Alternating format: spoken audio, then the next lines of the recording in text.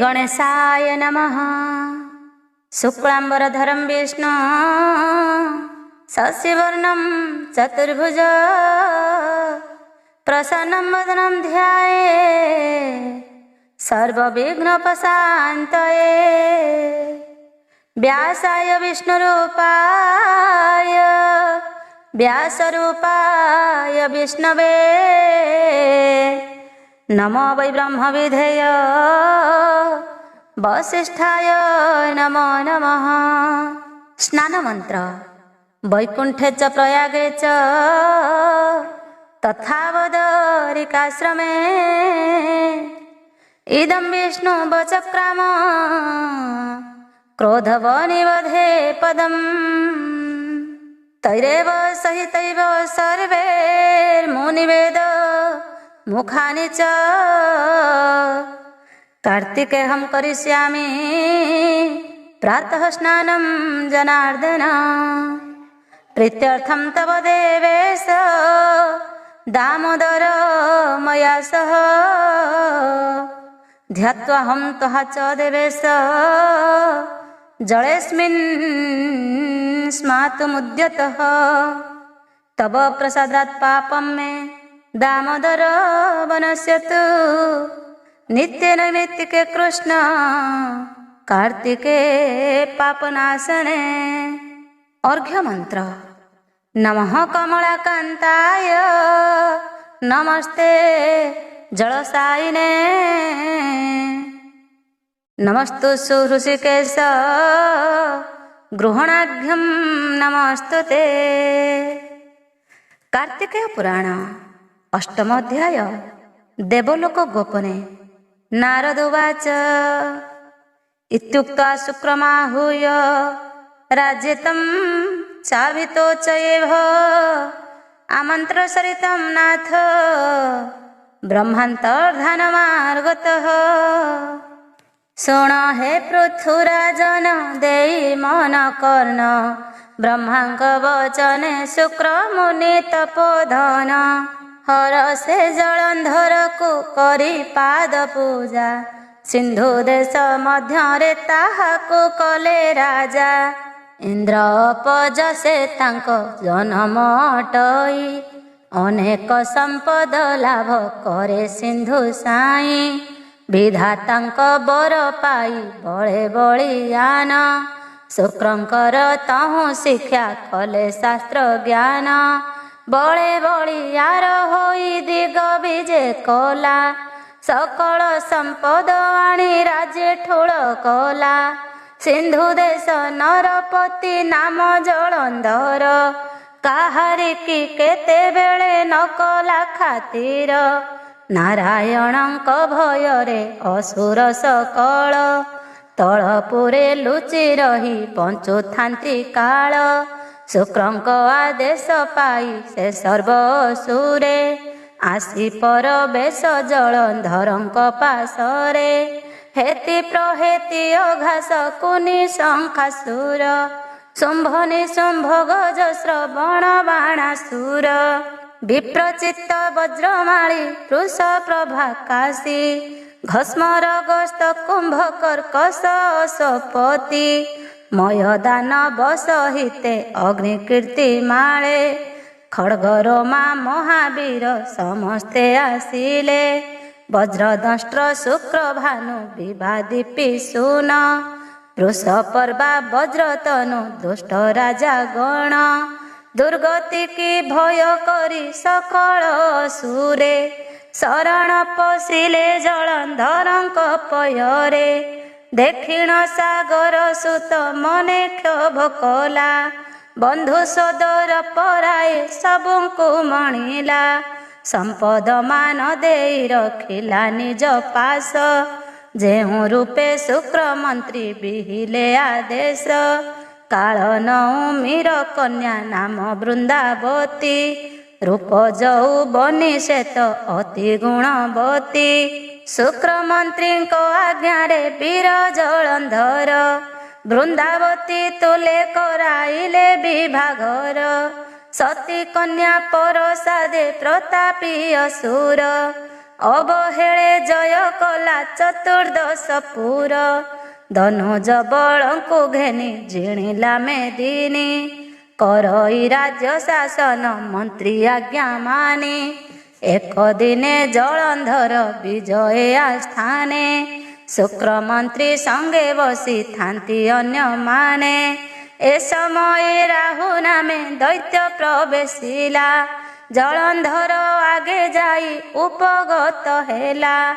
ରାହୁକୁ ଦେଖିଣ ସିନ୍ଧୁ ସୁତ ଜଳନ୍ଧର। ବୋଲେ ବେନି ଭାଗ କିମ୍ପା ଦିଶେ ତୋ ଶରୀର। କେବଳ ମହାତ୍ମା ତୋତେ ବେନି ଖଣ୍ଡ କଲା। ଗୁପତ ନ କରି ସତ କହ କହ ଭଲା। ଜଳନ୍ଧର ବାକେ ରାହୁ ଦୈତ୍ୟ ବୋଲେ ଗିର। ଭୂଦେବ କର୍ମ ବିପାକ ଅଟଇ ମୋହର। ଯେଉଁ ପରି ବେନି ଭାଗ ହେଲା ମୋ ଶରୀର। ଜାଣିଛନ୍ତି ଶୁକ୍ରମୁନି ତାହାଙ୍କୁ ପଚାର। ରାହୁ ବାକ୍ୟ ଶୁଣି ଜଳନ୍ଧର ଶୁକ୍ରେ ଚାହିଁ। ପଚାରନ୍ତି କହ ଗୁରୁ ସମସ୍ତ ଫିଟାଇ। ଶୁଣି ମନ୍ତ୍ରୀ ଚୂଡ଼ାମଣି ଦିଅନ୍ତି ଉତ୍ତର। ଦୁର୍ବାସାଙ୍କ ସାପେ ହତ ଶିରି ତିନି ପୁର। ସମ୍ପଦ ଆଶାରେ ସୁରାସୁରେ ହୋଇ ମେଳ। ମନ୍ଦରେ ମନ୍ଥିଲେ ଯେ ଶପଥ ସିନ୍ଧୁ ଜଳ।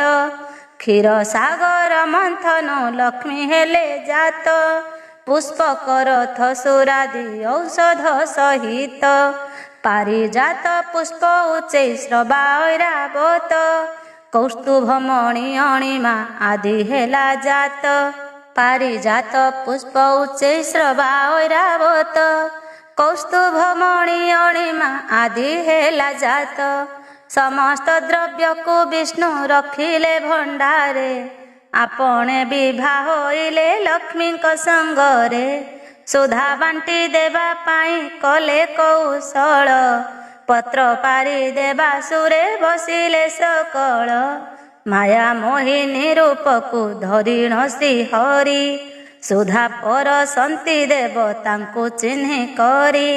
ଜାଣି ଶୁଣି ବିଷ୍ଣୁ କରୁଛନ୍ତି ପକ୍ଷପାତ।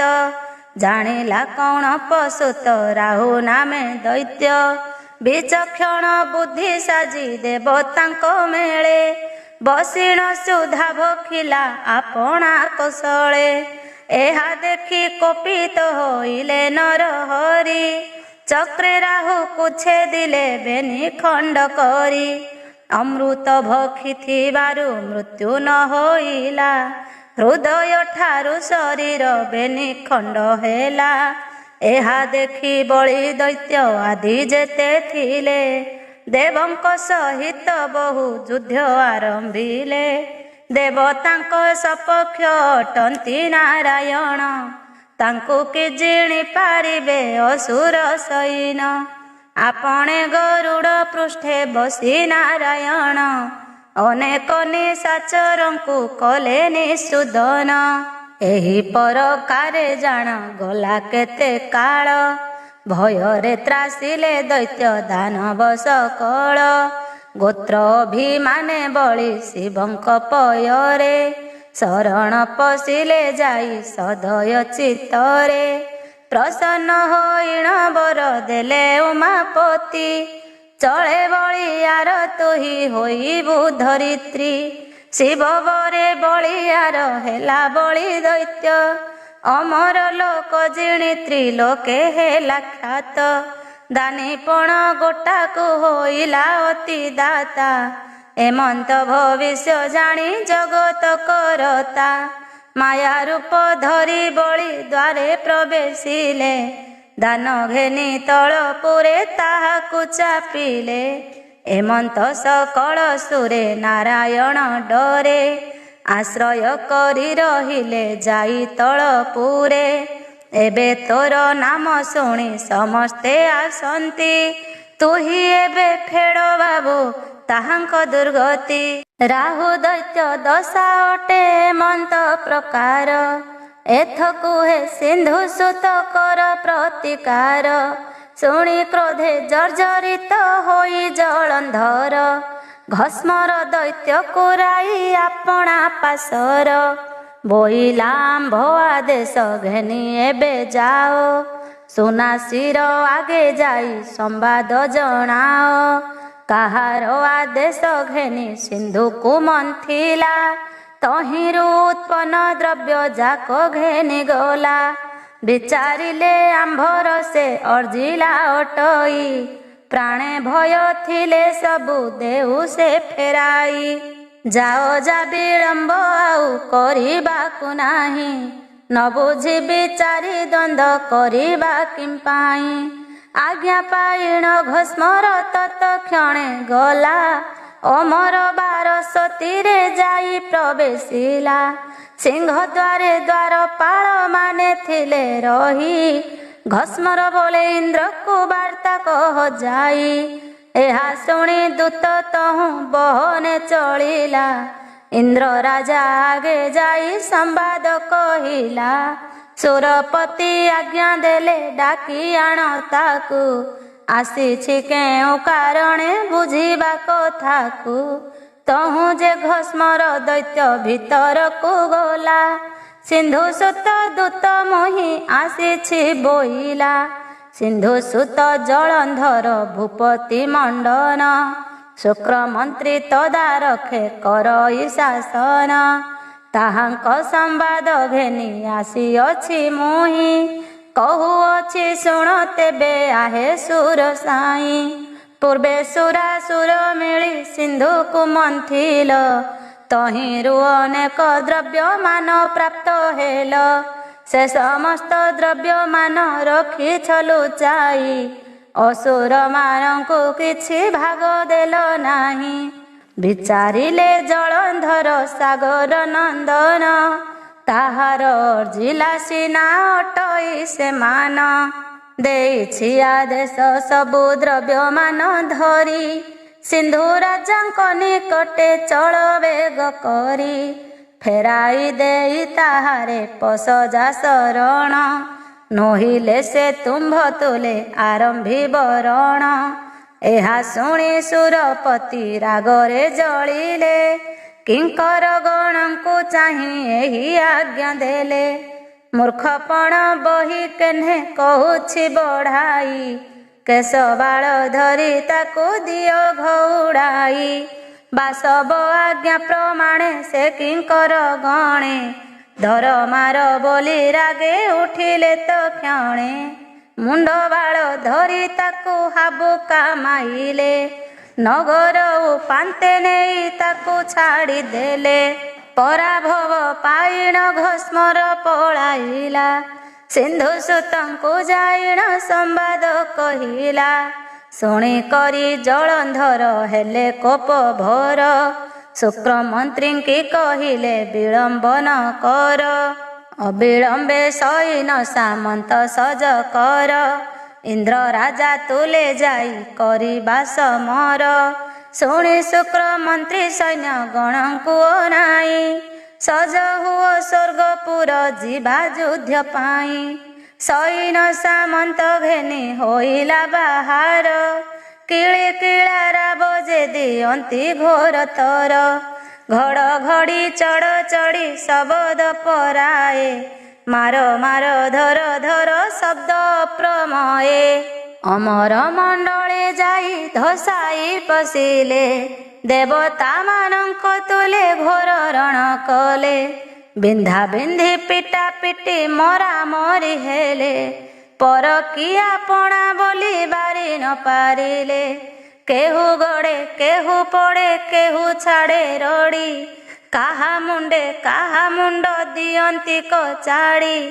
ରଥ ଗଜ ପଦାତିକ ଅତି ଅପ୍ରମିତ, ହସ୍ତି ସହିତରେ ଅଶ୍ୱମାନେ ଯୁଥ ଯୁଥ। ଖଣ୍ଡାକାତି ମୁଦୁଗର ବନ୍ଧୁକ କମାଣ, ଝମକାଇ ନିର୍ଭୟରେ ଆରମ୍ଭିଲେ ରଣ। କୁଢ଼ କୁଢ଼ ହୋଇ ମଡ଼ା ଭୂମିରେ ପଡ଼ିଲା, ପାଦ ପବହଳେ ରକ୍ତ ନଦୀ ବହିଗଲା।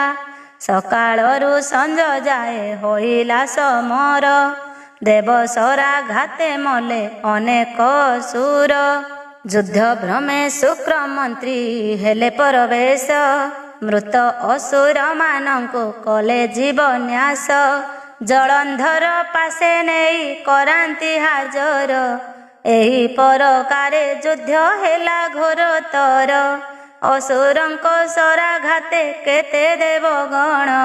ସମ୍ଭାଳି ନ ପାରି ସର୍ବେ ଲଭିଲେ ମରଣ। ବିଶଲ୍ୟକରଣୀ ମନ୍ତ୍ର ପୁଷ୍ପର ସମାନ।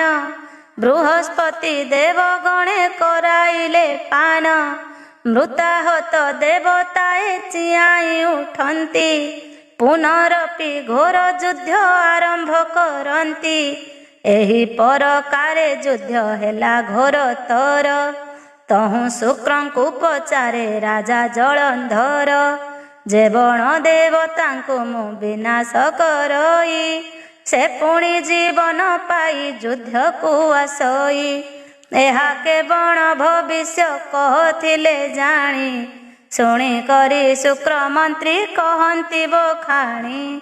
ଦେବତାଙ୍କ ଗୁରୁ ଯେ ଅଟନ୍ତି ବୃହସ୍ପତି, ସେହି ଏକା ଜାଣନ୍ତି ଯେ ସର୍ବକର୍ମ ରୀତି। ଦେବଙ୍କ ହିତେ ଦ୍ରୋଣାଦି ପର୍ବତକୁ ଯାଇ, ଔଷଧି ପତ୍ରମାନ ଆଣନ୍ତି ଛିଣ୍ଡାଇ।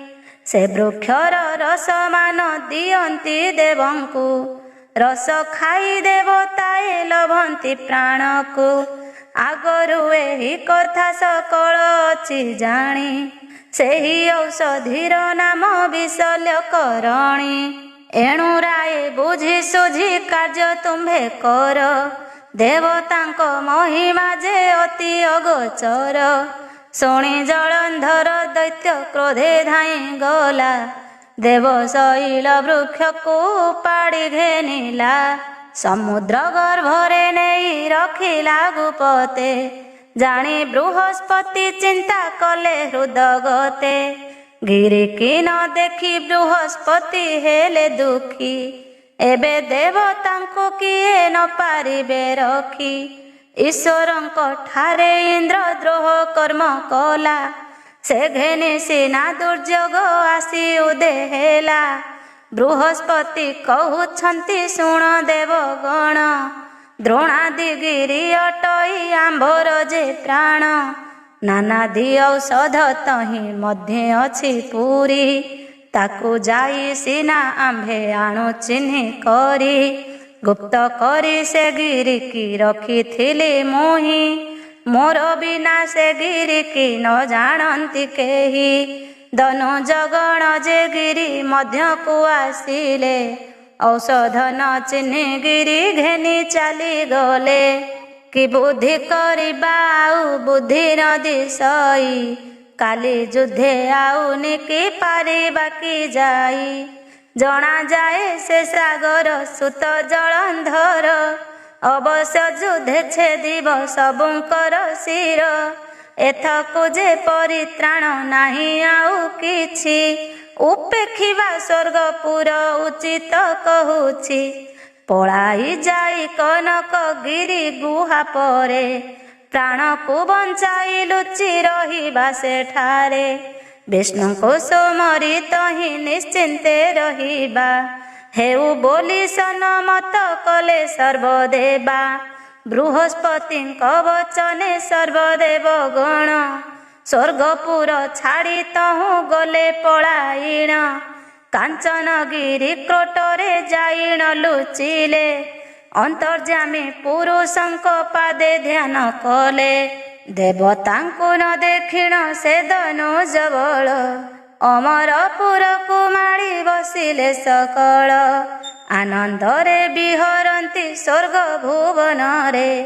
ତାହାଙ୍କ ଶରଧା କେହୁ କହିବ ମୁଖରେ। ପୁରେ ପୁରେ ପଶି ଯାଇ ନିଶାଚର ଗଣେ। ଦେବତାଙ୍କ ପଣ ଆବରିଲେ ଜଣେ ଜଣେ। ତେଣେ ଦେବଗଣେ ଗିରି କ୍ରୋଟରେ ରହିଲେ। ପ୍ରାଣ ଭୟେ ବିଷ୍ଣୁଙ୍କର ପାଦେ ଲୟ କଲେ। ସେ ପ୍ରଭୁ କମଳାକାନ୍ତ ଶଙ୍ଖ ଚକ୍ର ପାଣି। ସେହି ଏକା ଅଟନ୍ତି ଯେ ଏଥକୁ କାରେଣୀ। ସେ ପ୍ରଭୁଙ୍କ ଶ୍ରୀଚରଣେ ଚିତ୍ତମତି ଦେଇ। ହୀନ ଦୀନ ନା କପାଳ ଶରଣ ପଶଇ। ଇତି ଶ୍ରୀ ପଦ୍ମପୁରାଣେ ଉତ୍ତରଖଣ୍ଡେ कार्तिक पुराणे देवलोक गोपन चरित कथने नाम अष्टम अध्याय। नवम अध्याय विष्णु जलंधर युद्ध। नारदोवाच प्रविष्टे नगरीं दैत्ये देवाः शक्र गुरोगमः सुवर्णादि गुहां प्रजान्यभिसन् दैत्यता पिता कहन्ति नारद मुनि शुण पृथुराय स्वर्गपुर छाड़ी पଳାଇଲେ देवताए कनक गुहा मध्यरे लुचिण रहिले स्वर्गकु माड़ी बसिले राक्षस सकले एथो थारे जहा हेला मन देई शुण शुक्र मुनि को कहन्ति असुर राजन स्वर्गपुर छाड़ी देव गणे पଳାଇଲେ के कण ठावरे जाई से माने नहिले पराण तेजिले किबा अछन्ति से जी ताहांकर भल मंद जानी न होई व्याधि जेन्हे शरीर मध्यरे लुचि थाए समय के घेनी आसी पराण को निये सेही परी देवगण अबा केउठारे लुचि छपी रही अबा थिबे केउठारे जुकतरे आंभर जे बहिरी अटंती कि आंभंको मारिबा कौशल पांचंती जानिथिले कह मंत्री न करे गुपत जेउठारे थिले खोजी आनिबा तुरित सबुଙ୍କୁ प्राणे विनाशी रहिबा चिंते तेणिकी भय आंभर न रहिब चित्ते शुणी करी शुक्र तहु दियंती उत्तर तुम्भ भय देवताए छाड़ी स्वर्गपुर कनकगिरी गुहार मध्यरे अछंती तुम्भଙ୍କୁ नासिबा पाई कौशल करंती बेल हूँ उपाय करी शत्रु साध्य कर शुणी करी विस्मित होइले जलंधर असुर मानंकु चाही आदेश बिहिले कनकगिरी गुहा को जाओ तत्काले से गुहा भितरे लुचि छंती देवताए आंभंकु नासिबाकु से करंती उपाय तुम्भे सर्वे मेल होई गिरी चतुपार्श्वे आवरी जगी रहिब न छाड़ी निमिषे गिरी सहितरे सबु पाड़ी आनिब गोटी गोटी करी समुद्र रे फिंगी देव देह अशक्त आजी न पारिबु जाई राति पाहिले चलिबु सैन्य बल नेई एही परी आज्ञा देई राजा जलंधर अवहेले विजे कले शयन मंदिर आज्ञा पाइण सुरे सैन्य बल तुले कनकगिरी की अविलंबे चली गले जानिथिले कह मंत्री न करी गुपत किळे किळा राब देई करंती गमन सबदरे तिनि पुर हुए कंपमान केते हैं कबेले गिरी पासे जाई हेले सते पुर करी पर्वत को घेनी गले केते हैं क उठी गले पर्वत उपरे किळी किळा राब जे दियंती उच्च स्वरे केहू गाए केहू नादे केहू मारे ताली मुखराब गोळे मही पड़ई उछुली धनुजंक धाड़ी बोली जानी देवताए नारायणंक पादरे लगाइले लये देव देव नारायण देव लक्ष्मीपति एकाळे आंभंकु आसी पड़िला विपत्ति भकत वत्सल बाना अटई तुम्भर एते बेले आसी प्रभु देवंकु उद्धर आरत नाशन बोली आरते डाकुछु आपणक आगमने अनुसरी अछु मत्स्य कच्छप वराह नृसिंह वामन तुम्भ राम तुम्भे कृष्ण तुम्भे संकर्षण कौस्तुभ मणिधर शंख चक्र पाणी दुरित नाशन देव प्रभु चिंतामणि भक्त जन हितकारी दीन जन बंधु पतित पावन बाना अट कृपा सिंधु ଦୁଷ୍ଟ ନାସି ସନ୍ଥ ପାଳି ରଖୁ ତୁ ଧରଣୀ। ଏଣୁ ତୁମ୍ଭ ପାଦ ପଦ୍ମେ ଆମ୍ଭେ ଯୋଡ଼ି ପାଣି। ଜଳନ୍ଧର ଡରେ ଆମ୍ଭେ ଦେବତା ସକଳେ, ସ୍ୱର୍ଗ ଛାଡ଼ି ରହିଛୁ କନକ ଗୁହା ତଳେ। ଝସାଇ ପଶିଲେ ସ୍ୱର୍ଗପୁରେ ବଳିଆଇ, ଏବେ ଶୁଣି ଆମ୍ଭ ଠାକୁ ଆସିଛନ୍ତି ଧାଇଁ। ନପୁଣ ଆମ୍ଭଙ୍କୁ ପ୍ରାଣେ କରିବେ ବିନାଶ, ବିପତ୍ତିରୁ ରକ୍ଷା କର ପ୍ରଭୁ ବିଶ୍ୱବାସ। ଦେବତାଙ୍କ ଆତଙ୍କ ଜାଣିଣ ନାରାୟଣ, ତତକ୍ଷଣେ ଉପେକ୍ଷିଲେ ଅନନ୍ତ ଶୟନ। ସୁପର୍ଣ୍ଣକୁ ସୁମରଣା କଲେ ହୃଦଗତେ, ଜାଣି କରି ସୁପର୍ଣ୍ଣ ଯେ ପ୍ରବେଶ ତୁରିତେ। ଗରୁଡ଼ ପୃଷ୍ଠରେ ବିଜେ କଲେ ନାରାୟଣ, ସାଦରେ ଭାସନ୍ତି ବାଣୀ କମଳିନୀ ଶୁଣ। ସିନ୍ଧୁ ସୁତ ଜଳନ୍ଧର ନିଜ ବାହୁ ବଳେ, ଚତୁର୍ଦ୍ଦଶ ଭୁବନ ଜିଣିଲା ଅବହେଳେ। ଅବହେଳେ ସ୍ୱର୍ଗ ଭୁବନକୁ ଧାଡ଼ି ଦେଲା, ଅମର ବାରସତୀ କୁହୁର ଜୁର କଲା। ପ୍ରାଣ ଭୟ ଦେବତାଏ ପଳାଇଣ ଗଲେ, କନକଗିରି ଗୁହାରେ ଯାଇଣ ଲୁଚିଲେ। ଦେବତା ମାନେ ମୋହର ଅଧୀନ ଅଟନ୍ତି, ବିକଳ ହୋଇ ଆମ୍ଭଙ୍କୁ ସ୍ତୁତି କରୁଛନ୍ତି। ଜାଣିଣ ଦନୁଜ ବଳ ସେ ଗିରି ଗୁହାକୁ, ଧାଡ଼ି ଦେଇଛନ୍ତି ତାଙ୍କୁ ପ୍ରାଣେ ମାରିବାକୁ। ଏବେ ପୁଣି ଅବିଳମ୍ବେ ଯିବଇଁ ସତର, ଦେବତାଙ୍କ ହିତେ ନାସିବଇଁ ଜଳନ୍ଧର। ନାରାୟଣଙ୍କର ଏହି ମୃଦୁ ବାକ୍ୟ ଶୁଣି, ସାଦରେ ଉତ୍ତର ଦିଅନ୍ତି ଦେବୀ କମଳିନୀ। ଆହେ ପ୍ରାଣନାଥ ମୋର ଘେନ ନିବେଦନ, ବିଚାରେ ସେ ଜଳନ୍ଧର ସାଗର ନନ୍ଦନ। ଈଶ୍ୱରଙ୍କ ଅଂଶ ଘେନି ଜନମ ଲଭିଛି, ବ୍ରହ୍ମାବରେ ମହାବଳିଆର ସେ ହୋଇଛି। ଅଭୟ ବର ପାଇଛି ସେ ଦୁଷ୍ଟ ଅସୁର, ଏଣୁ ଆଗ ପଛ କଥା ବୁଝି କାର୍ଯ୍ୟ କର। ଯୋଡ଼ି ପାଣି ହେଳେ ଏତେ କହି କମଳିନୀ, ତହୁଁ ଉତ୍ତରିଲେ ପ୍ରଭୁ ଦେବ ଚକ୍ର ପାଣି। ଆରତନାଶନ ନାମ ଅଟଇ ମୋହର, ଜାଣି ଶୁଣି କିପରି ରହିବି ନିରୁତ୍ତର। ଖଳନାଶନ ନିମନ୍ତେ ଅବତାର ଆମ୍ଭେ, ଏଥକୁ ଗୋ ପ୍ରତିରୋଧ କର ନାହିଁ ତୁମ୍ଭେ। ଏତେ କହି ଗରୁଡ଼ ପୃଷ୍ଠରେ ବିଜେ କରି, କନକଗିରି ସଳଖେ ବିଜେ କଲେ ହରି। ନବ ଜଳଧର ରୂପ ସୁନ୍ଦର ଦିଶଇ, ଶଙ୍ଖ ଚକ୍ର ଗଦା ପଦ୍ମ କରେ ଶୋଭା ପାଇ। ପବନ ଗତିରେ ଖଗ ଶୂନ୍ୟ ବୁଡ଼ି ଯାଏ, କହନ୍ତି ନାରଦ ମୁନି ଶୁଣ ପୃଥୁରାଏ। ଏକାଳେ ସିନ୍ଧୁ ଦେଶରେ ପଡ଼ିଲା ଉତ୍ପାତ, ଦେଖି କରି ଜଳନ୍ଧର ହେଲା ଭୟଭୀତ। ଅକାଳେ ଧୂଳି ଖପରା ଧୂମ ଧୂଳିମାନ, ଆଚ୍ଛାଦିତ ଦେଖାଯାଏ ଗଗନ ପବନ। ରୁଧିର ବର୍ଷା ଆକାଶ ପଡ଼େ ନିରିଘାତ, ଥରହର ଭୂମିକମ୍ପ ହୋଇଲା ତୁରିତ। ଏମନ୍ତ ଭବିଷ୍ୟ ଦେଖି ଦୈତ୍ୟ ଜଳନ୍ଧର, ଶୁକ୍ରଙ୍କୁ ପୁଛିଲେ ଏହା କେବଳ ବ୍ୟବହାର।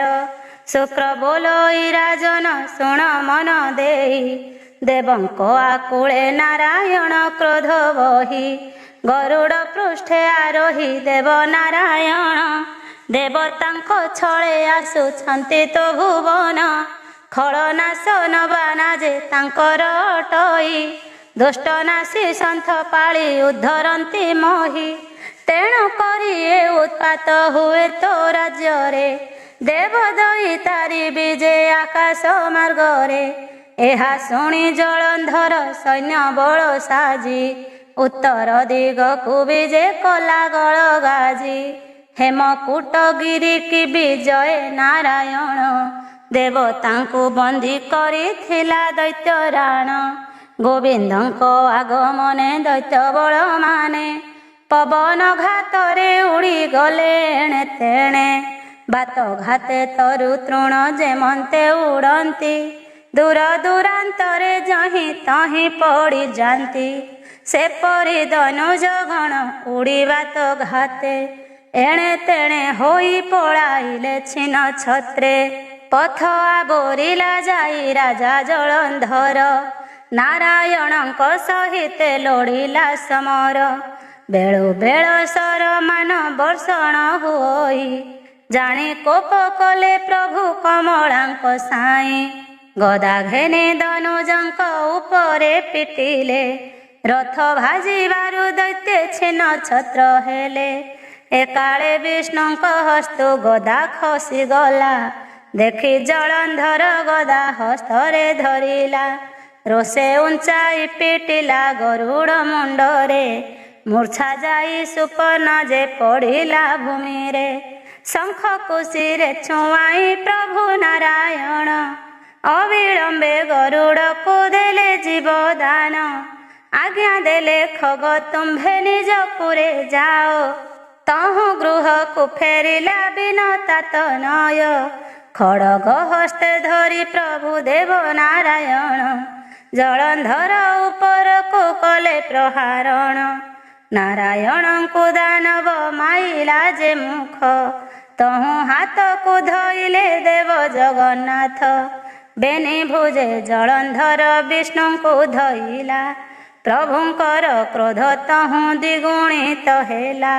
ଶଙ୍ଖ ଚକ୍ର ଗଦା ପଦ୍ମ ସବୁକୁ ଛାଡ଼ିଣ, ଚାରି ଭୁଜେ ଦୈତ୍ୟକୁ ଧଇଲେ ନାରାୟଣ। ଭୁଜେ ଭୁଜ ଭିଡ଼ା ଭିଡ଼ି ଗଡ଼ା ଗଡ଼ି ହେଲେ, ସିଂହ ଶାର୍ଦୂଳ ପରାଏ ଗୋଳ ଯୁଦ୍ଧ କଲେ।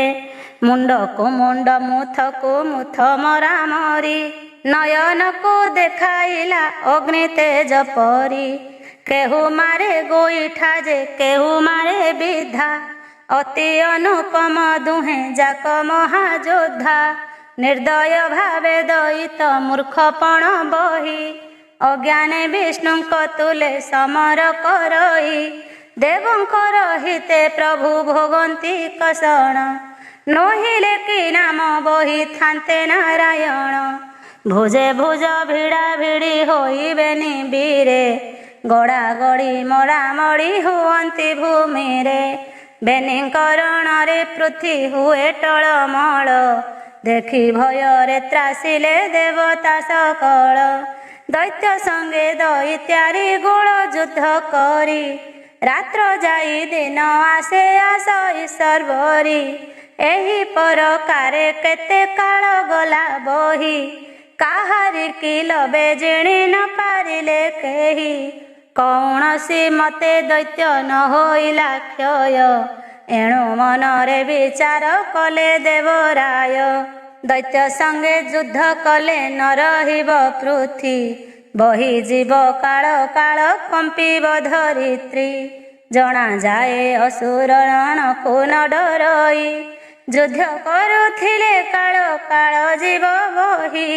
ଧନ୍ୟ ବିଧାତାଙ୍କ ବର ମହିମା ଅପାର, କମଳାଙ୍କ ବାକ୍ୟ ଗୋଟି ହେଲା ନିରାଧାର।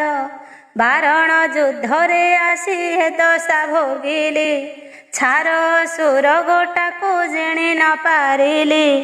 ଏଣୁ ସମର କରିବା ଉଚିତ ନୁହଁ, ଦୁଃଖିତ ହେବ ଧରଣୀ ଯୁଦ୍ଧ ତଡ଼ା ଖାଇ। ଏଣୁ ଅପସରି ଗଲେ ହେବ ସିନା ଲାଜ, ଏତେ କମନେ ବିଚାରି କଲେ ଦେବରାଜ। କୁଟ କପଟିଆ ପ୍ରଭୁ କୁଟ ବୁଦ୍ଧି କଲେ, ଯୁଦ୍ଧ ଛାଡ଼ି ଅସୁରଙ୍କୁ ସୁଆଗି କହିଲେ। ଶୁଣ ଆହେ ଜଳନ୍ଧର ଆମ୍ଭର ବଚନ, ବିଚାରିଲେ ତୁହି ଆମ୍ଭ ଅଟୁ ପ୍ରିୟଜନ। ବିଶେଷରେ ଆମ୍ଭର ବାନ୍ଧବ ଅଟୁ ତୁହି, ସତ କହୁଅଛୁ ଏବେ ଶୁଣ ମନ ଦେଇ। ଆମ୍ଭେ ଜଗତ କରତା ନାମ ଚକ୍ରଧର, ପ୍ରିୟତମା ମହାଲକ୍ଷ୍ମୀ ଭାରି ଜାମ୍ଭର। ସାଗର ମଧ୍ୟରୁ ସେହି ଅବତରି, ସେହି ସିନ୍ଧୁରୁ ଉତ୍ପତ୍ତି ଅଟଇ ତୁମ୍ଭରି। ଯୁକତରେ ତୁମ୍ଭେ ଅଟ ଭାଇ ଓ ଭଉଣୀ, ବିଚାରିଲେ ତୁମ୍ଭେ ଆମ୍ଭ ଶାଳକ ଯେ ପୁଣି। ନ ବୁଝି ଜୁଝିଲୁ ତୁମ୍ଭ ଏତେ ସଙ୍ଗେ କାଳ, ସତ କହୁଅଛୁ ଏଥେ କିଛି ନାହିଁ ଫଳ।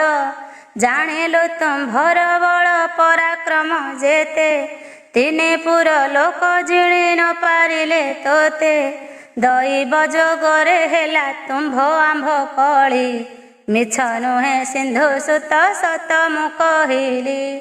ଏଣୁ ବିବାଦ କରିବା ନୁହଁ ଉଚିତ, ପ୍ରୀତି ପରମ ଦୁର୍ଲଭ ତୁମ୍ଭେ ଆମ୍ଭ ମିତ୍ର। ପ୍ରସନ୍ନ ହୋଇଲୁ ଏବେ ମାଗି ଘେନ ବର, ଯାହା ଇଚ୍ଛା ତାହା ନିଶ୍ଚୟ ଦେବ ସତର। ବିଷ୍ଣୁଙ୍କ ଶ୍ରୀମୁଖ ବାଣୀ ଶୁଣି ଜଳନ୍ଧର, ଅତୀବ କୋମଳ ସ୍ୱରେ ଦିଅଇ ଉତ୍ତର। ମନେ ବିଚାରେ ଅସୁର ମୋର ବଡ଼ ଭାଗ୍ୟ, ମୋତେ ପ୍ରସନ୍ନ ହୋଇଲେ ପ୍ରଭୁ ମହାଭାଗ। ଜଗତ କରତା ପ୍ରଭୁ ଦେବ ଭାବ ଗ୍ରାହୀ, ସୁପ୍ରସନ୍ନ ହୋଇ ବର ଯାଚୁଛନ୍ତି ସେହି। ବନ୍ଧୁପଣେ ମୋତେ କରୁଛନ୍ତି ସମ୍ବୋଧନ, ବିଚାରିଲେ ସଫଳ ଯେ ହୋଇଲା ଜୀବନ। ଏତେକ ମନେ ବିଚାରି ଦୈତ୍ୟ ଜଳନ୍ଧର, ବିଷ୍ଣୁଙ୍କୁ ବୋଇଲା ପ୍ରଭୁ ଦେବ ଯେବେ ବର। ମୋର ଆତ୍ମା ହିତେ ବର ମାଗଇ ଯେ ମୁହିଁ, ଏତିକିରେ ଅନ୍ୟଥା ନ କରିବ ଗୋସାଇଁ। ଲକ୍ଷ୍ମୀଙ୍କ ସହିତେ ଅଷ୍ଟନିଧି ସଙ୍ଗେ ଆଣି, ମୋହର ଭୁବନେ ବାସ କର ଚକ୍ର ପାଣି। ବିଚାରିଲେ ଲକ୍ଷ୍ମୀ ଜ୍ୟେଷ୍ଠ ଭଗିନୀ ମୋହର, ଅଚିନ୍ତେ ରହିବ ସେହି ମୋହର ମନ୍ଦିର। ତୁମ୍ଭ ପରି ଲୋକଙ୍କୁ ମୁଁ ବନ୍ଧୁପଣେ ପାଇ, ପୂଜି ବିପାଦ କମଳ ଅତି ଶାନ୍ତ ହୋଇ। ଏତିକି ପ୍ରାର୍ଥନା ମୋର ଆହେ ନାରାୟଣ, ଆନବର ମୋହର ଯେ ନାହିଁ ପ୍ରୟୋଜନ। ଅସୁର ମୁଖରୁ ପ୍ରିୟ ବାକ୍ୟ ଶୁଣି ହରି, କହନ୍ତି ସିନ୍ଧୁ ସୁତକୁ ଆଶ୍ୱାସନା କରି। ମାଗିଲୁ ଯେ ବଣ ବର ମୁକ୍ତ କଣ୍ଠେ ଦେଲୁ, ଆଜିଠାରୁ ଆମ୍ଭେ ତୁମ୍ଭ ଭୁବନେ ରହିଲୁ। ଅଷ୍ଟନିଧି ତୁଲେ କମଳାଙ୍କୁ ସଙ୍ଗେ ଘେନି, ରହିଲୁ ତୋହର ପୁରେ ଦିବସ ରଜନୀ। ତୋହର ବଚନ ଦୃଢ଼େ କରିବୁ ପାଳନ, ଯେ କାଳେ ଯାହା ମାଗିଲେ କରିବୁ ପ୍ରଦାନ। କିନ୍ତୁ ଏକ କଥା ବାବୁ କହୁଅଛି ଶୁଣ, ଏଥିରେ ଅନ୍ୟଥା କେବେ ନ କରିବ ଜାଣ। ଦେବତାମାନଙ୍କୁ ଦିଅ ଯେଝା ଅଧିକାର, ଏତିକି ହେଲେ ପ୍ରଶଂସା ପାଇବ ପାର। ଶୁଣି ରାଜା ଜଳନ୍ଧର ସନମତ କଲା, ଦେବତାମାନଙ୍କୁ ସ୍ୱର୍ଗପୁର ଛାଡ଼ିଦେଲା। ଧ୍ୟାନେ ଚିନ୍ତା କଲେ ପ୍ରଭୁ ଦେବ ଚକ୍ରଧର, ଜାଣି ଦେବତାଏ ପହଞ୍ଚିଲେ ସ୍ୱର୍ଗପୁର। ଯେ ଯାହାର ସ୍ଥାନ ମାଡ଼ି ସମସ୍ତେ ରହିଲେ, କନକଗିରି ଗୁହାରେ ଯେଉଁମାନେ ଥିଲେ। ତହୁଁ ଲକ୍ଷ୍ମୀଙ୍କୁ ଚିନ୍ତିଲେ ପ୍ରଭୁ ଚିନ୍ତାମଣି, ଜାଣିବି ଯେ କଲେ ଆସି ଦେବୀ କମଳିନୀ। ଅଷ୍ଟନିଧି ସହିତରେ ଦେବ ନାରାୟଣ, ଜଳନ୍ଧରର ନବରେ କଲେ ବେହରଣ। ସିନ୍ଧୁ ସୁତର ଆନନ୍ଦ କହୁ ନ ସରଇ, ଲକ୍ଷ୍ମୀ ନାରାୟଣଙ୍କୁ ବାଳକ ରୂପେ ପାଇ। ଭିଣୋଇ ଭଗ୍ନିକି ଘେନି ନିଜ ପୁରେ ନେଲା, ଆପଣା ଭୁବନେ ଅତି ଯତନେ ରଖିଲା। ବିଷ୍ଣୁଙ୍କ ନିମନ୍ତେ ଆଣିଦେଲେ ଦିବ୍ୟ ବାସ, ଚୁଆ ଚନ୍ଦନ କର୍ପୂର ତୁଲେ ଷଡ଼ ରସ। ମଣ୍ଡିଲା ବିଷ୍ଣୁଙ୍କ ଅଙ୍ଗେ ଅତି ଯତ୍ନ କରି, ଦେଖି ଆନନ୍ଦିତ ହେଲେ ଦେବ ନର ହରି। ଲକ୍ଷ୍ମୀ ତୁଲେ ଅଷ୍ଟନିଧି ଘେନି ନିଜ ସଙ୍ଗେ, ସିନ୍ଧୁ ଦେଶରେ ବିହାର କଲେ ନାନା ରଙ୍ଗେ। ଲକ୍ଷ୍ମୀ ନାରାୟଣଙ୍କୁ ପାଇଣ ଜଳଧର, ମନ ମଧ୍ୟରେ ତାହାର ଆନନ୍ଦ ଅପାର। ଦେବତାମାନଙ୍କୁ ଆଣି ସ୍ୱର୍ଗପୁର ଦେଲା, ତଳପୁରରେ ନେଇଣ ବଳିକି ରଖିଲା। ଆବର ଦୈତ୍ୟ ଗଣଙ୍କୁ ଦେଲା ଯେ ଝାପୁର, କାହାରିକି ମନେ ଆଉ ନ କଲା ବୈର। ପୁତ୍ର ସମ ପରଜାଙ୍କୁ ପାଳନ ସେ କଲା, ଶସ୍ୟ ସମ୍ପଦରେ ସିନ୍ଧୁ ଦେଶ ପୁରୀ ଗଲା। ଅତି ଯତନରେ ଦୈତ୍ୟ କଲା ରାଜପଣ, କାହାରିକି କେବେ ଆଉ ନଦେଲା କଷଣ। ଋତୁ ଘେନି ମେଘମାନେ ଜଳ ବରସିଲେ, ଫଳ ପୁଷ୍ପେ ଭରା ତରୁ ତୃଣାଦି ସକଳେ। ରୋଗ ଶୋକ ଜରା ବ୍ୟାଧି ସବୁ ହେଲା ଦୂର, ମର୍ତ୍ତେ ତୃତୀୟ ବୈକୁଣ୍ଠ କଲା ଜଳନ୍ଧର। ଅତିଥିଙ୍କ ଆତ୍ମା ଚିହ୍ନି ଅନ୍ନଦାନ ଦେଲା, ଅହରହ ପୂଜା ଆରାଧନାରେ ମାତିଲା। ଦେବ ଯକ୍ଷ ଗନ୍ଧର୍ବ ଆବର ମୁନି ଋଷି, ଖଟନ୍ତି ଜଳନ୍ଧରର ପାଦେ ନିତି ଆସି। ତେଣେ ଦେବତାଏ ବିଷ୍ଣୁ ଦର୍ଶନ ନ ପାଇ, ଦିନ ବଞ୍ଚୁଥାନ୍ତି ସର୍ବେ ଅତି ଦୁଃଖୀ ହୋଇ। ନିରତେ ବିଷ୍ଣୁଙ୍କ ପାଦ ପଦ୍ମେ କରି ଧ୍ୟାନ, କହନ୍ତି ନାରଦ ଶୁଣନ୍ତି ପୃଥୁରାଜନ। ପଦ୍ମ ପୁରାଣ ଉତ୍ତର ଖଣ୍ଡର ଏ ବାଣୀ, ମୁକତି ପାଇବେ ନରେ କର୍ଣ୍ଣ ପଥେ ଶୁଣି। ହରି ବୋଲ ହୁଳ ହୁଳି ଦିଅ ସର୍ବଜନ, ପ୍ରସନ୍ନ ହୋଇବେ ତ ସେ ଲକ୍ଷ୍ମୀ ନାରାୟଣ। इति श्री पद्मपुराणे उत्तरखंडे कार्तिक पुराणे जलंधर संग्रामे नाम नवम अध्याय। दशम अध्याय राहु प्रवेश कीर्तिमुख महिमा। सामां संपूज्य विधि बधेनाश्च अति भक्तितः, संप्रहस्यता वाक्यं यथा नृप सत्तमः। कहन्ति नारद शुण पृथु दंडधर, विष्णुଙ୍କୁ बंधु रूपरे पाई जलंधर। लक्ष्मीଙ୍କ सहित निज नभरे रखिला, स्वर्ग सिरि पाई दैत्य महासुखी हेला। किंतु देवता मानଙ୍କ अति सुख मन, किंतु देवता मानଙ୍କ अति दुख मन। न पाई जगतनाथଙ୍କର दर्शन, एही प्रकारे केते हैं दिन जे गला। देवता मानଙ୍କ मध्ये चहल पड़िला, सकल देवଙ୍କ इंद्र राई निज पास। आम्भଙ୍କୁ अनाए सबु कहिले संदेश, से कथा कहिबाराए शुण मन देई। पद्म पुराण उत्तर खंडो सार फेई। बासववाच नारदଙ୍କୁ चाहिण कहन्ति पुरंदर, कि कहिबु महामुनि अवस्थाम्भर। विष्णुଙ୍କ विभूति आम्भे देवगण जेते, से आम्भर त्राणकर्ता अटन्ति साक्षाते। सेहि प्रभु आम्भ दुखे होई अति दुखी, स्वदेहरे चाली गले वैकुंठ उपेक्षी। लक्ष्मी सहिते रहिले जाई दैत्यपुरे, निर्माखी होई रहिलु सकल मरे। महादैत्य जलंधर विष्णुଙ୍କୁ पाइण, आनंदरे सिंधु देशे करे राजपण। सकल जीवर आत्मा प्रभु वासुदेव, से प्रभु आम्भ मानଙ୍କୁ होइले दुर्लभ। से प्रभुଙ୍କ सेवा पूजा आउ न होई, वृथा बंची रहिबार किछि लाभ नाही। धिक आम्भर जीवन अटई हे मुनि, हरि भक्ति कथा आउ न पारिलु जानी। स्वर्ग भुवन रे थाई आउ केउ लाभ, जेणु करी दर्शन न पाऊँ वासुदेव। शास्त्र कहे जेउ लोक विष्णु भक्ति बिना, बंची रहिले भी अर्थ जीव तार सीना। कोटि सिरि नुहे विष्णु सेवा को भाजन, तुम्भे कि न जान आहे ऋषि उपधन। सेहि मति आम्भे जान देवता सकले, बंदी होई श्रीहरि रहिले दैत्य आळे। सिंधु सुत जलंधर हीन बुद्धि कला, आम्भ प्रभुଙ୍କୁ नेण बंदीरे रखिला। जानी नथिलु एपरि हेब बोली करी, कौनसी कालरे होई नथिला एपरि।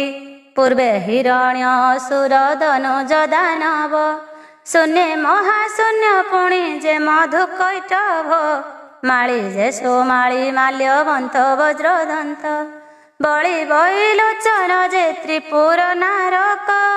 सूची जे नमुची जम्बु दैत्य माने थिले, କେହି ହେଲେ ଏହିପରି କର୍ମ ତ ନ କଲେ, କିନ୍ତୁ ଛାର ଜଳନ୍ଧର ଏଡ଼େ କୃତ୍ୟ କଲା। ବାହୁବଳୀ ସ୍ୱର୍ଗ ମର୍ତ୍ତ୍ୟ ପାତାଳ ଜିଣିଲା, ଯେ ବଣ ପ୍ରଭୁ ଅଟନ୍ତି ଗରବ ଗଞ୍ଜନ। ସେ ପୁରୁଷଙ୍କୁ ରଖିଛି ଆକଟ କରିଣ, ଆଉ ଏଣିକି ଆମ୍ଭର ସାହା କେହି ନାହିଁ। ରଖିଲେ ରଖିବେ ଏକା ପ୍ରଭୁ ମା ସାଇଁ, ତାଙ୍କୁ ଧ୍ୟାନ କଲେ ଅବା ଫେଡ଼ିବେ ଦୁର୍ଗତି। ଏଥକୁ ଉପାୟ ତୁମ୍ଭେ କର ବ୍ରହ୍ମଜ୍ୟୋତି, ଶୁଣିଲ ତ ପୃଥୁରାୟ ଇନ୍ଦ୍ରଙ୍କ ଭାରତୀ। ପାରୁ ସେ ବସାଇ କଲେ କରୁଣ ଆପତ୍ତି, ସର୍ବଦେବତାଏ ବସି କଲେ ନିବେଦନ। ତେଣୁ ଆମ୍ଭେ ଗଲୁ ସିନ୍ଧୁ ଦେଶକୁ ବହନ, ଆମ୍ଭଙ୍କୁ ଦେଖିଣ ଜଳନ୍ଧର ଖୁସି ହେଲା। ପାରୁ ସେ ବସାଇ ବହୁ ସେବା ଭକ୍ତି କଲା, ବୋଇଲା ସେ କେଉଁଠାରୁ ମୋ ପୁରେ ଆସିଲ। କିସ ଦେଖିଅଛ ତାହା କହ ତପଶୀଳ, ଆମ୍ଭେ କହିଲୁ ଶଙ୍କର ଗୌରୀଙ୍କ ପାଶ। ଯାଇଥିଲୁ ନାମ ତାର ଅଟେ କପିଳାସ, ସେ ପୁରର ମହିମା ଯେ ଅତି ଅଗୋଚର। ସତେକ ଯୋଜନ ଉଚ୍ଚ ଅଟେ ଗିରିବର, ଶତ ଶତ ଯୋଜନ ତାହାର ଦୀର୍ଘ ପ୍ରତି। ଧବଳ ବରନ ତାର ଅଟେ ଦିବ୍ୟ ଜ୍ୟୋତି, ବିଭିନ୍ନ ପାଦ ପଇତା ନାହିଁ ପଟାନ୍ତର। ଫଳ ବୃକ୍ଷ ମାନ ତହିଁ ହଜାର ହଜାର, ଅମୃତ ସମାନେ ଫଳ ବୃକ୍ଷ ମାନଙ୍କରେ। ମଳୟ ପବନ ଯେବ ହୋଇ ଧୀରେ ଧୀରେ, ସୁନନ୍ଦା ନାମରେ ନଦୀ ବହେ ଅବିରତ। ସେ ଜଳରେ ସ୍ନାନ କଲେ ପାପ ହୁଏ କ୍ଷତ, ପଶୁ ପକ୍ଷୀ ପତଙ୍ଗ ଯେ ବିସରନ୍ତି ତହିଁ। ଯକ୍ଷ ରକ୍ଷ ଗଣେଛନ୍ତି ଯୁଥ ଯୁଥ ହୋଇ, ଶିବ ଗୌରୀ ପରସାଦେ ସର୍ବେ ଉଲ୍ଲସିତ। ଅହରହ ସମସ୍ତଙ୍କ ମନ ପ୍ରଫୁଲ୍ଲିତ, ରୁଦ୍ରଗଣ ମାନେ ଶିବ ପାର୍ବତୀଙ୍କ ଆସେ। ରହି ଚାମର ଢାଳନ୍ତି ମନର ହରସେ, ଆନନ୍ଦରେ ଦିନା କେତେ ରହିଣ ସେଠାରେ। ସୁଖ ଭୋଗ କଲୁ ରୁଦ୍ରଗଣଙ୍କ ସଙ୍ଗରେ, ତହୁଁ ସ୍ୱର୍ଗ ଭୁବନକୁ ଗଲୁ ପଥ ବାହି। ସେଠାରୁ ତୁମ୍ଭ ଭୁବନେ ଆସିଲୁନି ଠାଇଁ, ନାରଦଙ୍କ ମୁଖୁ ଏହା ଶୁଣି ଜଳନ୍ଧର। ସାଦରେ ପୁଛନ୍ତି ଧରି ମୁନିଙ୍କ ପୟର, ଭୋମୁନି କହିବ ମୋତେ ନ କରି ଗୁପତ। ଈଶ୍ୱରଙ୍କୁ ବିଭବ ଯେ ସମ୍ପଦ ଯାବତ, ମୋହର ସମ୍ପଦ ତୁଲ୍ୟ ଅଛି କି ତାହାର। କିଏ ବଳି ଯିବ ସତ କହ ମୁନି ବର, କହନ୍ତି ନାରଦ ମୁନି ଶୁଣ ଜଳସୁତ। ଯାହା ଲେଖିଅଛି ତାହା କହିବି ଯଥାର୍ଥ, ତୋହର ସମ୍ପଦ ତୁଲ୍ୟ ନ ହେବ ତାହାର। ସମ୍ପଦରେ ନିଶ୍ଚୟ ଉଚ୍ଚ ହେବୁ ଜଳନ୍ଧର, ସକଳ ସମ୍ପଦ ତୋର ନଭରେ ଦେଖିଲି। ଯୁବତୀ ରତ୍ନ ଗୋଟିଏ ଦେଖି ନ ପାରିଲି, ଯେ ବଣ ସ୍ତ୍ରୀ ମାନେ ଅଛନ୍ତି ଶିବପୁରେ। ସେ ତ ଅପୂର୍ବ ବାବୁ ତୋହର ରାଜ୍ୟରେ, ସମସ୍ତ ରହିଛି ସିନା ସ୍ତ୍ରୀ ରତ୍ନ ନାହିଁ। ଏତିକିରେ ଉଣା ନିଶ୍ଚୟ ହେବୁ ନର ସାଇଁ, ନୟନ ବିହୀନେ ଯେହ୍ନେ ଅଟେ ଅଳଙ୍କାର। ଯୁବତୀ ନଥିବା ବୀର ତେନେ ଅସୁନ୍ଦର, ଏଣୁ କରି ତୁଚ୍ଛ ସିନା ସମ୍ପଦ ତୋହର। ଯେଣୁ ତୋ ରାଜ୍ୟରେ ନାହିଁ ସ୍ତ୍ରୀ ରତ୍ନ ସାର, ଶୁଣି କରି ଜଳସୁତ ମହାଲଜ୍ଜା ପାଇ। ଅଳପ କ୍ରୋଧରେ ବାଣୀ ପ୍ରକାଶ କରଇ, ଭୋମୁନି କହସି ଶିବ ଘରଣୀ କିପରି। ନାରୀମାନଙ୍କ ମଧ୍ୟରେ ସେ କେଡ଼େ ସୁନ୍ଦରୀ, ମୋହର ଘରଣୀ ଜାଣ ଅଟେ ବୃନ୍ଦାବତୀ। ଜଗତ ମୋହିନୀ ସେ ତ ଅଟେ ରୂପବତୀ, ଆବର ଯେ ସ୍ୱର୍ଗପୁର ଯେତେ ଅପସରୀ। ରୂପ ଗୁଣ ଅନୁପମ ସମସ୍ତେ ସୁନ୍ଦରୀ, ରମ୍ଭା ମେନକା ସହିତେ ପୁଣି ତିଳୋତ୍ତମା। ଏହାଙ୍କ ରୂପ ଗୁଣକୁ କେ ଦେବ ଉପମା। ଏମାନେ ଅଛନ୍ତି ମୁନି ମୋହର ନବରେ, ଜଣେ ଜଣେ ରୂପବତୀ ମୋର ଜାଣିବାରେ। କି କହିବି ମୋହର ଭଗ୍ନୀର ରୂପ ଗୁଣ, ତାହାର ଶରୀରେ ଅଛି ସମସ୍ତ ଲକ୍ଷଣ। ବିଷ୍ଣୁର ଭାରିଜା ଲକ୍ଷ୍ମୀ ଅଛନ୍ତି ମୋ ପୁରେ, ଦେବସ୍ତ୍ରୀ ଆସନ୍ତି ତାଙ୍କ ଦର୍ଶନରେ। ଏ ସର୍ବ ସୁନ୍ଦରୀ ନାରୀ ମୋ ପୁରେ ଅଛନ୍ତି, ସନ୍ଦେହ ଲାଗିଲା ମୁନି କହ କିଶରୀତି। କହୁଛନ୍ତି ମୁନିବର ଶୁଣ ନର ସାଇଁ, ଆପଣେ କହୁଛ ସିନା ଆପଣା ବଢ଼ାଇ। ଯେ ବଣ ସ୍ତ୍ରୀ ମାନେ ଅଛନ୍ତି ତୋର ପୁରେ, ସେମାନଙ୍କ ସୌନ୍ଦର୍ଯ୍ୟକୁ କହେ କୋଠାରେ। ତଥାପି ଶିବ ଘରଣୀ ପାର୍ବତୀଙ୍କ ତୁଲ, କାଣି ଅଙ୍ଗୁଳି କି ତା ନହିବ ସମତୁଲ। ହିମାଳୟ ଦୁଲଣୀ ସେ ଶିବଙ୍କ ଘରଣୀ, ପର୍ବତରୁ ଉତ୍ପତ୍ତି ପାର୍ବତୀ ନାମ ପୁଣି। ଗୌରୀ ରୂପ ଦେଖିଣ ଜନକ କ୍ଷୋଭ କଲା, ଅଗ୍ନି ଭିତରେ ଯାଇଣ ଝସାଇ ପଶିଲା। ତଥାପି ନହିଲା ସମ ପାର୍ବତୀଙ୍କ ପରି, ଏମନ୍ତ ଅଟଇ ଜାଣ ସ୍ୱରୂପ ତାହାରି। କଳ୍ପେ ତପ କରି ଶିବ ଶିବାଙ୍କୁ ପାଇଲେ, ତାହାର ମହିମା ମୁଖେ କହି ନୁହେଁ ଭଲେ।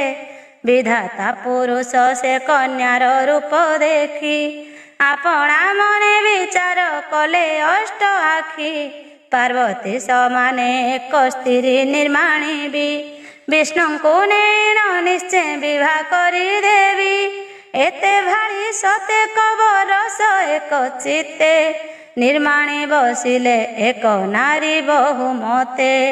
ତଥାପି ପାର୍ବତୀ ତୁଲ୍ୟ ନ ହୋଇଲା ସେହି, ରୂପ ଦେଖି ବରିଣ ଲଜ୍ଜିତ ହେଲେ ବିହି। ତହୁଁ ମନେ ଦୁଃଖ ପାଇ ଚତୁର ଆନନ, ସେ କନ୍ୟାକୁ ସମୁଦ୍ରରେ ଦେଲେ କଫିଙ୍ଗିଣ। ଲକ୍ଷ୍ମୀ ରୂପେ ସେହି କନ୍ୟା ହେଲା ଉତ୍ପନ୍ନ, କାଳେ ସେ କନ୍ୟାକୁ ଲାଭ କଲେ ନାରାୟଣ। ସେହି ଏବେ ଜାଣ ତୋର ପୁରରେ ରହିଛି, ତାହାଙ୍କର ତୁଲେ କାହୁଁ ପାର୍ବତୀଙ୍କୁ ଗଛି। ସଂସାର ମଧ୍ୟରେ ଛନ୍ତି ଯେତେକ ସୁନ୍ଦରୀ, କେହି ହେଲେ ପାର୍ବତୀଙ୍କୁ ନ ହୋଇବେ ସରି। ଲଉ ମୁଦ ହେବ କାହୁଁ ପାର୍ବତୀର ତୁଲ, କନକର ସମ କାହୁଁ ହେବ ପାଟ ଫୁଲ। କାମଧେନୁ ସଙ୍ଗେ ଗାଈ ହୋଇବ କିଶୋରୀ, ପାର୍ବତୀଙ୍କ ସମ କାହିଁ ହେବ ଅନ୍ୟ ସ୍ତ୍ରୀ। ସୃଷ୍ଟିକର୍ତ୍ତା ବିଧାତା ଦେଖିଣ ହନ୍ତି ମୋହି, ପାର୍ବତୀଙ୍କୁ ଦେଖି ବିଷ୍ଣୁ ଶିବ ଅର୍ଘ୍ୟ ଦେଇ। ଲଭି ନ ପାରିଲେ ବିଷ୍ଣୁ ପାର୍ବତୀଙ୍କ ଲୀଳା, ଚିନ୍ତା କରି ନିଜେ ନିଜେ ହୋଇଗଲେ କଳା।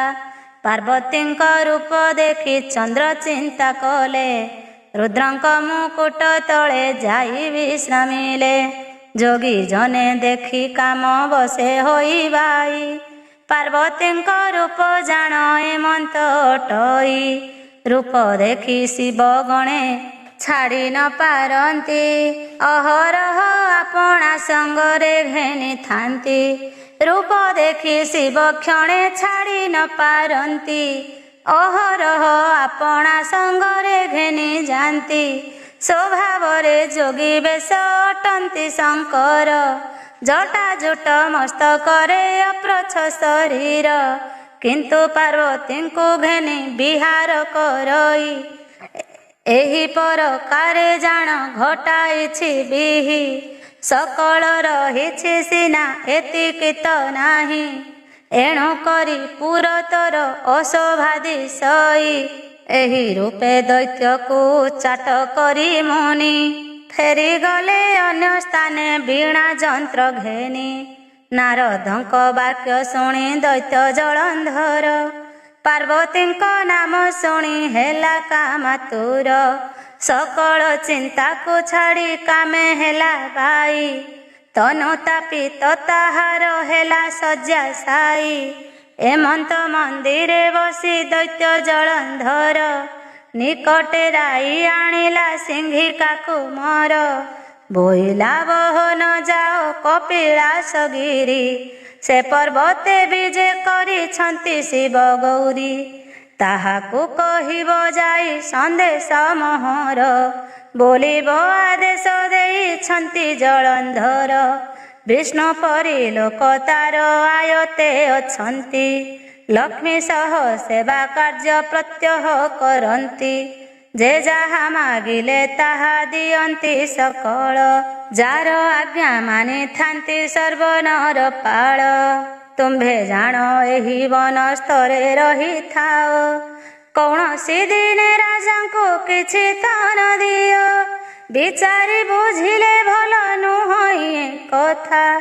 ଏଣୁ ନୃପତି ଆଜ୍ଞାକୁ ନ କର ଅନ୍ୟଥା। ତୁମ୍ଭର ଘରଣୀ ଯେ ପାର୍ବତୀ ଯେଉଁ ନାରୀ। ଜଳନ୍ଧର ପାଶେ ଦେଇ ଆସ ବେଗ କରି। ସ୍ୱଭାବେ ଯୋଗୀ ପୁରୁଷ ଅଟନ୍ତି ଆପଣ। ନାରୀ ସଙ୍ଗେ ରଖିବାର କିସ ପ୍ରୟୋଜନ। ରାଜାଙ୍କର ଯୋଗ୍ୟ ସିନା ଅଟନ୍ତି ଏ ନାରୀ। ପାର୍ବତୀ ଘେନି ମୋ ସଙ୍ଗେ ଆସ ବେଗ କରି। ଏମନ୍ତ କହିବ ତାଙ୍କୁ ଶୀଘ୍ର ହୋଇଯାଅ। ରାଜା ଆଜ୍ଞା ପାଇଗଲା ସିଂହିକା ତନୟ। କପିଳାସ ପର୍ବତରେ ହୋଇଲା ପ୍ରବେଶ। ଶିବପୁର ଦେଖି ତୋଷ ହୋଇଲା ରାକ୍ଷସ। ଦ୍ୱାର ଦେଶେ ନନ୍ଦିଛନ୍ତି ଜଗୁଆଳ ହୋଇ। ରାହୁ ଜଣାଇଲା ରାଜା ଆଜ୍ଞା ବୋଲି କହି। ଶିବଙ୍କୁ ଜଣାଇ ନନ୍ଦୀ ସିଂହିକା ସୁତକୁ। ଦ୍ୱାର ଖୋଲି ଘେନି ଗଲା ଭିତର ପୁରକୁ। ଦେଖିଲା ରତ୍ନ ମଣ୍ଡପ ସୁବର୍ଣ୍ଣ ବେଦୀରେ। ବିଜେ କରିଛନ୍ତି ମହାଦେବ ବ୍ୟାଘ୍ରାମ୍ବରେ। ବେଦୀ ମଣ୍ଡପରେ କର୍ପୂରର ଗୁଣ୍ଡ ସିଞ୍ଚି। ଅତର ପନିର ଚନ୍ଦ୍ରାତପ ପରେ ସିଞ୍ଚି। ବେଦୀ ମଣ୍ଡପ ଉପରେ ଚନ୍ଦ୍ରାତପ ଟାଣି। ସେ ସ୍ଥାନେ ବିଜୟ କରିଛନ୍ତି ଶୂଳ ପାଣି। ଶୁଦ୍ଧ ସ୍ଫଟିକ ଶରୀରେ ଦିଶେ ତେଜ କାନ୍ତି। ବିବିଧ ମଣି ମାଣିକେ ଶୋଭା ପାଉଛନ୍ତି। ଜଟାଜୁଟ ମସ୍ତକରେ ଦିଶେ ଶୋଭାବନ। ଲଲାଟରେ ଅର୍ଦ୍ଧଚନ୍ଦ୍ର ଦିଶଇ ଶୋଭନ। ବେନି କର୍ଣ୍ଣରେ କୁଣ୍ଡଳ ବିରାଜି ଦିଶଇ। ପାରୁଷରେ ପାରିଷଦ ଗଣଛନ୍ତି ରହି। କୋଳେ ଘେନି ପାର୍ବତୀଙ୍କୁ ଭୋଳା ମହେଶ୍ୱର। କ୍ଷୀର ସମୁଦ୍ରରେ ଯେନେ ଆଦି ନିରାକାର। ମଣ୍ଡପର ତଳେ ଉଭା ହୋଇ ରାହୁ ଦୈତ୍ୟ। ଶିବ ଗୌରୀଙ୍କ ଚରଣେ କଲା ଦଣ୍ଡବତ। ବୋଇଲା ଜଳନ୍ଧରର ଅଟଇ ମୁଁ ଦୂତ। ଆଜ୍ଞା ଘେନି ଆପଣଙ୍କ ପାଶେ ଉପଗତ। ଯେ ବଣ କାରଣେ ଜାଣ ଆସିଅଛି ମୁହିଁ। ସେ କଥା ଗୋଟିକ ଏବେ ଶୁଣ ମୁଁ କହଇ। ନାମ ତାର ଜଳନ୍ଧର ମହାବଳିୟାର। ବାହୁବଳେ ସେହୁ ଜୟ କଲା ତିନି ପୁର। ବିଧାତାଙ୍କ ବରେ ଜମହି ବଳିୟାନ ସେହି। ଜଗତ ଜନମାନଙ୍କୁ କିଙ୍କରେ ଗଣଇ। ବିଷ୍ଣୁ ସହିତେ ସବୁଙ୍କୁ ରଖିଲା ଆୟତେ। ତାହାର ଯେ ଆଜ୍ଞାକାରୀ ହୋଇଲେ ସମସ୍ତେ। ସକଳ ସମ୍ପଦ ମାନ ଆଣି ଠୁଳ କଲା। ଏବେ ଜାଣ ଆପଣଙ୍କ ଆଶେ ପଠାଇଲା। ଆପଣଙ୍କ ପ୍ରିୟବତୀ ଯେ ବଣର ମଣି। କହନ୍ତି ଆମ୍ଭ ନିକଟେ ଶୀଘ୍ର ଦେବ ଆଣି। ପାର୍ବତୀଙ୍କୁ ଘେନି ଏବେ ମୋର ସଙ୍ଗେ ଆସ। ସମର୍ପି ଦେଇ ଆସିବ ଜଳନ୍ଧର ପାଶ। ସିନ୍ଧୁ ଦେଶ ନରପତି ରାଜା ଜଳନ୍ଧର। ତୁମ୍ଭର ମଣିଙ୍କୁ ଡାକି ଦିଅ ଉପହାର। ରାହୁ ବାକ୍ୟ ଶୁଣି ଶିବ ସ୍ତମ୍ଭୀଭୂତ ହେଲେ। ଅତି କ୍ରୋଧ ଭର ହୋଇ ବାକ୍ୟ ଉତ୍ତରିଲେ। ଶିବଙ୍କ କୋପରୁ ପୁରୁଷେକ ଜାତ ହେଲା। ନୃସିଂହ ପରାଏ ମୂର୍ତ୍ତି ତାହାର ହୋଇଲା। ଶୁକ୍ଳବର୍ଣ୍ଣ ତନୁ ଜ୍ୟୋତି ବିରାଜି ଦିଶଇ। ଦନ୍ତପନ୍ତି ବିଦ୍ୟୁତ୍ କାନ୍ତି ପରି ଚମକଇ। ଉତ୍କଟ ଲୋମ ତାହାର ଦିଏ ସିଂହ ରଡ଼ି। ପିଙ୍ଗଳ ବରନ କେଶ ଦିଶେ ଊର୍ଦ୍ଧ୍ୱେ ପଡ଼ି। ଜ୍ୱଳନ୍ତ ଅଗ୍ନି ପରାଏ ଦିଶେବେନି ଆଖି। ଭୟ କଲା ରାହୁ ଦୈତ୍ୟ ନୟନରେ ଦେଖି। ଶରଣ ଶରଣ ବୋଲି ଶିବ ପାଦ ତଳେ ଗୋଡ଼ ଘାଲିନି ଉଛାଳି ଚରଣ କମଳେ। ପେଶିଲାର ଦୂତ ମୁହିଁ ଅଟଇ ହେ ଦେବ, ମୋତେ ନାସି ଅବା କେଉଁ ଯଶର ଜୀବ। ତୁ ସର୍ବମଙ୍ଗଳ ପ୍ରଭୁ ପରମ ଈଶ୍ୱର, ତବ ଦର୍ଶନେ ପାପ ତାପ ହୁଏ ଦୂର। ଆପଣଙ୍କ ଆଶୀର୍ବାଦ ହୁଏ ଯାହାଠାରେ, କୁବେର ସମାନ ସେ ହୁଅଇ ଅଚିରେ। ଏମନ୍ତ ତବ ମହିମା ଅଟଇ ଅପାର, ମୋର ଅପରାଧ କ୍ଷମା କର ମହେଶ୍ୱର। ରାହୁ ମୁଖୁ ଏହିପରି ଶୁଣି ସଦାଶିବ, କ୍ରୋଧ ପରି ହରି ହେଲେ ଅତି ଶାନ୍ତ ଭାବ। ଦେଖି କୁପିତ ପୁରୁଷ ତର ତର ହେଲା, ରାହୁକୁ ଭଖିବା ପାଇଁ ପାଟି ମେଲା କଲା। ଶିବ ଆଜ୍ଞା ଦେଲେ ତୋତେ ଭକ୍ଷ କର ତୁହି, ଶୁଣି କରି କ୍ରୋଧାଙ୍କୁର ନିଜକୁ ଭକ୍ଷଇ। ଚରଣ ଠାରୁ ସେ ହୃଦ ଯାକ ଗଲା ଗିଳି, ଦେଖି କରି ପ୍ରସନ୍ନ ହୋଇଲେ ଦେବ ଶୂଳି। ବୋଇଲେ ତୁ ଏହି ଦ୍ୱାରେ ରହ କ୍ରୋଧାଙ୍କୁର, କୀର୍ତ୍ତି ମୁଖ ବୋଲି ନାମ ହୋଇଲା ତୋହର। ଆମ୍ଭର ନିବାସ ଅଗ୍ରଭାଗେ ତୁହି ଥାଅ, ସର୍ବପ୍ରଥମରେ ଜାଣ ପୂଜା ବିଧି ପାଅ। ଏପରି ତାହାକୁ ବର ଦେଇ ମହେଶ୍ୱର, ରାହୁକୁ ଆଦେଶ ଦେଲେ ପଳା ଯା ସତ୍ୱର। ଲୋହମୟ ରଥେ ବସି ସିଂହିକା ନନ୍ଦନ, ସିନ୍ଧୁ ଦେଶ ଅଭିମୁଖେ କଲା ପଳାୟନ। ଶିବ ଗୌରୀ ନିଜ ପୁରେ ରହିଲେ ଅଚିନ୍ତେ, କହନ୍ତି ନାରଦ ଯେ ଶୁଣନ୍ତି ପୃଥୁନାଥେ। ହରିବୋଲ ହୁଳହୁଳି ଦିଅ ସର୍ବବାଳି, ଲକ୍ଷ୍ମୀ ନାରାୟଣ ନାମେ ଦିଅ ପୁଷ୍ପାଞ୍ଜଳି। ପଦ୍ମ ପୁରାଣ ଉତ୍ତର ଖଣ୍ଡେ ଚରିତ, ପଢ଼ି ଶୁଣି ନରମାନେ ଲଭିବେ ମକତ। ଇତି ଶ୍ରୀ ପଦ୍ମପୁରାଣେ ଉତ୍ତରଖଣ୍ଡେ कार्तिक पुराणे राहु प्रवेश कीर्तिमुख चरित कथने 10 अध्याय।